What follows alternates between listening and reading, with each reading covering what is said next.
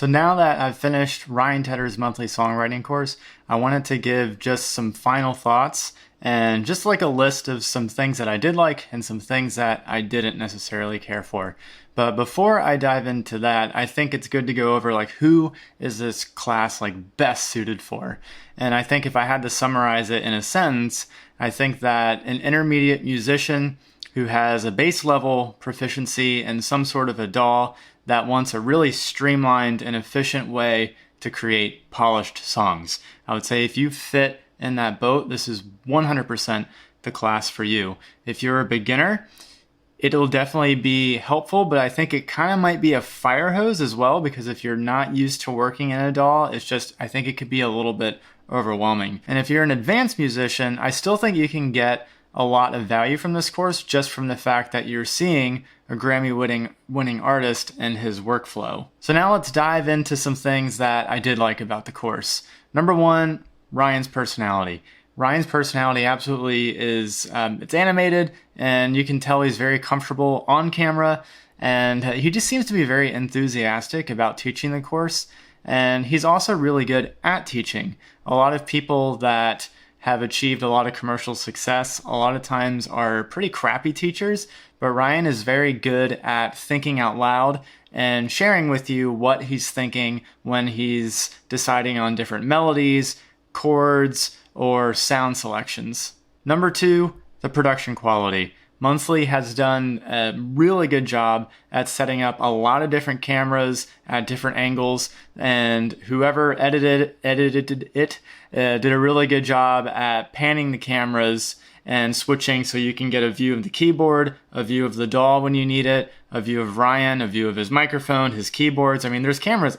I don't even know how many cameras there are, but there's a ton.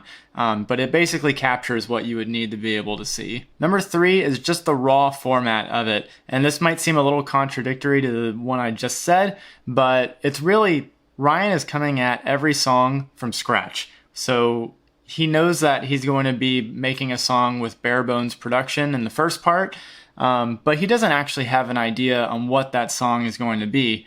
And so you see him through his entire process of opening the DAW and just starting to make sounds and chord progressions and melodies. And just seeing that and seeing the trial and error of what works and what doesn't work is just very rewarding and helpful to see. Number four is the emphasis of this class is more on workflow and efficiency, as opposed to just knowing some technical nitty-gritty details on how a compressor or EQ works. I mean, a lot of people are really into that kind of stuff, and I think that's where YouTube tutorials shine. Where this class shines is it shows you the workflow of a Grammy-winning artist, and their workflow needs to be efficient, it needs to be streamlined, because they are pitching to several different artists, so they need to keep churning out songs in order to pitch to those types of people. So seeing this streamlined arrangement and songwriting structure, I think, is just a lot more rewarding than just learning about how the different knobs of different VSTs work or that kind of a thing. Number five is Ryan's vocal melody and lyric writing process. This is something that I have never been historically great at doing, and so I absorbed and took notes of everything that he did throughout his process of writing vocal melodies and lyrics, and it has been incredibly helpful for me to get a grasp on. And so the songs that I've written throughout this class have been markedly different than how I've approached writing songs before. And it's just really made lyric writing a lot easier for me. Number six is the challenging pace of this course. All right, this course is not easy. It will absolutely challenge your time management skills. I would say that I probably spent about 90 minutes every weekday working at this class. And then on weekends, I would spend anywhere from about 1 to 3 hours on both Saturday and Sunday. So it definitely takes a lot of time to be able to do everything. But then again, you might be quicker than I am, you might be slower than I am, but that's about the time that it took me to do. So I definitely had to block out time for my schedule Otherwise, I don't think I would have been able to get everything done. Number 7 is the peer feedback and group experience. So I did like my peer group. Of course, this is going to be entirely dependent on the people in your group, but I was paired with 24 other people, and the overall morale of the group was very positive. I got a lot of very specific feedback. It wasn't just a bunch of, hey, good song, or it was okay. It was like, hey, why don't you try this for a melody? Or hey, I think that bass was a little too present. Maybe you should try turning that down. Like, people actually gave actionable feedback, which I really liked. And the group that I happened to be in was just a bunch of talented musicians in and of itself. And so that made it more inspiring to try to do the best that I could do as far as making tracks. Number 8 is something that I know a lot of people are curious about, and it is that Ryan does provide feedback in this course. So Ryan provided feedback for the first completed song in this class. He provided pretty detailed feedback for about 15 different people. I don't know how many people in grand total were in this cohort of the class, and I don't know if he's going to do that for all the future classes. I have no idea. I just know that he did it for the first song, but he didn't do it for the second or the third song. But I thought, even if he did it for the first song, I still think that was a good effort on his part. Number 9 is the collaboration segment. This is the third part of the class, and I absolutely love seeing this. And it's such a unique perspective to see this. So Ryan collaborates with Cautious Clay, and they both create a track from scratch. And you literally have 4 hours of video of you being a fly on the wall, just watching the process. Ryan doesn't do a lot of teaching. It's literally just, hey, here's their session and how they go about doing it. And for me, I honestly didn't know how the collaboration process worked.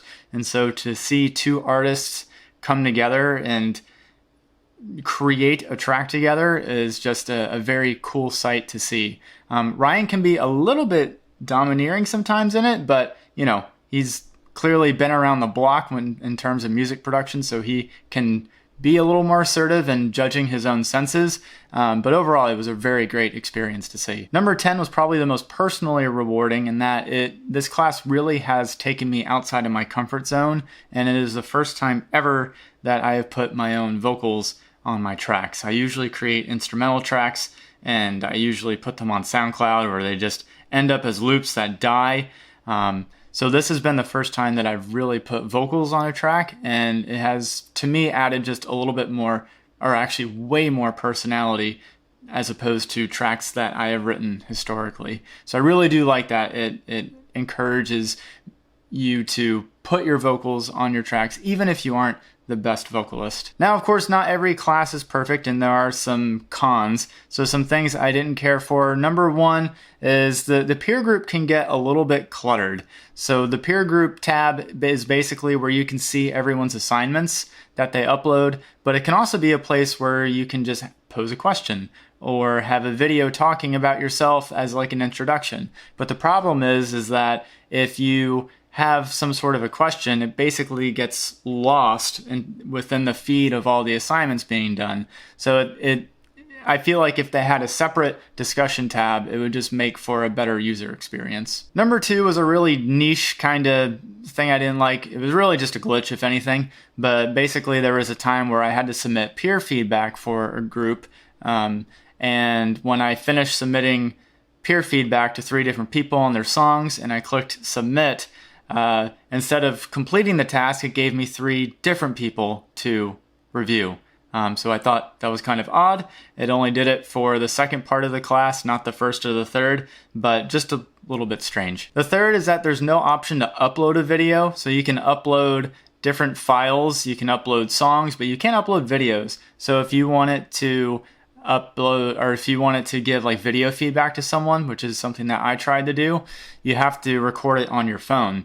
But the problem is, and this leads to number 4, is that the record function within the monthly website is a little bit finicky and doesn't always work. So I feel like if there was an option to upload video, it would just work a whole lot better. And number 5, the last section just felt rushed. So the last section was all about collaboration, but the only issue is that you would watch those 4 hours of video watching Ryan and Cautious do their collaboration, but then you only had 3 maybe 4 days to come up with not just a draft, but an entirely finished product with someone that you wanted to collaborate with.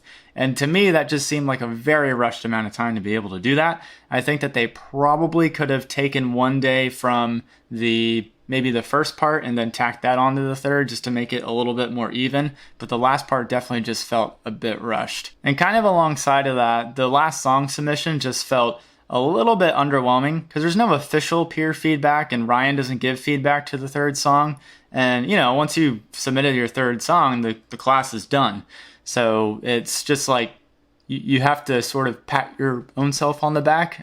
People gave me feedback on my last song submission, but there wasn't official peer feedback where you would actually get critiqued and whatnot. So, even though there was like a few things that I didn't care for, it didn't detract from the course to any great extent. And I still think that it is 100% worth the price. Apparently monthly plans on maybe upping that up to 500 or so they say on their website. But even if they did that, it would still be worth the price. Because again, the main thing is that you are seeing the workflow of someone who has won multiple Grammys. And so you can scour YouTube, you can see all sorts of people creating tutorials for different things. But at the end of the day, for me, I want to see someone who has attained a high level of success in the music industry. And Ryan has definitely fit the bill for that. So just being able to see his process is 100% worth the price of admission, if not more. So I absolutely encourage you to check it out. And if you want to save $20, you can actually use the link down below and you can save $20 off the course, making that a little bit cheaper. And the cool thing is that when you enroll in the course, you'll get a code that you can share with others. And so if someone signs in using your link, you get $20 off any monthly course that they offer. And if you do want to see a little bit more in depth on a week by week basis, you can check out week 1 right here and you can kind of follow along as I went through this entire course. All right, have a great day and I'll see you in the next video.